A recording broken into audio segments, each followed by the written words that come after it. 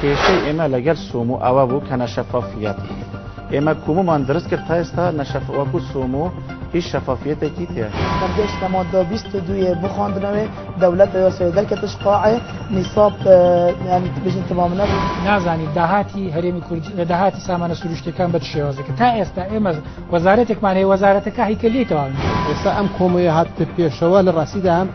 جۆرێکی تر لە ئالۆزکردنی مۆزوعەکەی یەکێتی نیشتیمانی کوردستان ئاگەی لەو داهاتوو هەیە زۆرێک لە ئەطرافێ لەوەی کە نەوت دەفرۆشتێ بەڵام بە شێوازێکەوە لە کوێ داهاتەکە کۆ دەکرێتەوە بەڕاستیوانە هەمووی نادیارە ئەبن حکومەت عێراق فدرال ڕازی نەبووە چکو مەبەستەوەنە سەرەکی کۆفدرالیەت نەمینیتە دەبێت کۆمەمان هەبێت دەستگایەکمان هەبێت بۆ ناردنی نەوت لە کوردستاندا بەڵام ئەکرێت لەو حاڵەتە ئەو دەستگای ئێمە لەگەڵ دەستگای بەغدا پێکەوە هاوکار بن بەرنامەی گفتوگۆی پایتەخت شەممە کاتژمێر 9:05